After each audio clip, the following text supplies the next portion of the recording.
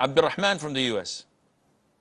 Sheikh, this question is very, very important to me and all the brothers in our neighborhood, so bear with me. I'm gonna try to keep it as concise as possible. So our local masjid, they do lots of good, but they believe in good bid'ahs, such as saying taqabballah after prayer, having events in Ramadan where they do the salat and the Nabi and explaining the seerah in a melodious voice. They recite Surah Al-Fatiha for the dead, which they've admitted is wrong, but they do it to make the families happy.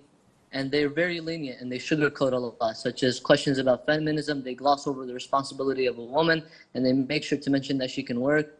They also have lots of programs which are good, but some of the books are questionable authors. We have another masjid, but they don't have as much funding and any knowledge-seeking programs. So we have stopped taking knowledge from them, but what do you suggest, like as laymen seeking knowledge, and we can't really determine what's good and what's bad? Should we still go there, or should we stop, and especially Jum'ah prayer, which has the sermon as well? Jazakallah khair. Wajazak. First of all, akhi, you live in a kafir country, which means that your options are limited.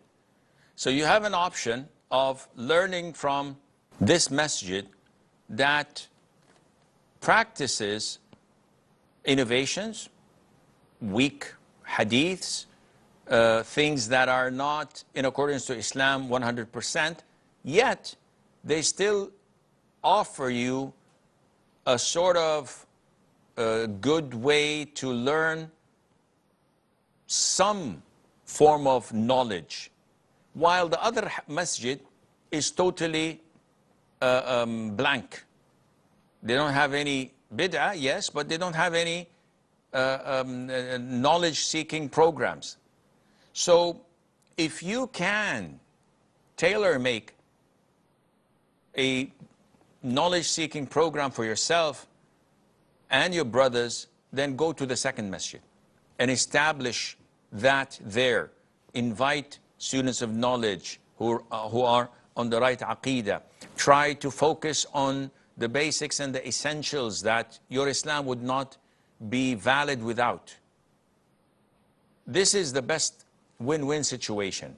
Now, if this is not possible, and there are no one to come and teach you, yet you can go to the first masjid and you can acknowledge the bid'ah. Bid'ah is crystal clear. It's like the sun in the daytime. Nobody can miss it. So bid'ah is obvious. Wrong teachings, maybe ambiguous. You have to call the scholars, the students of knowledge, and check with them to avoid. But the bulk, what you will get from this masjid, like 75%, 80%, is legit and good. So I would presume that being in a kafir country with all these fitna surrounding you and the enemies of Islam are lurking in the dark, I believe that committing yourself to learning 75% authentic knowledge is better than zero. And Allah Azza wa Jal knows best.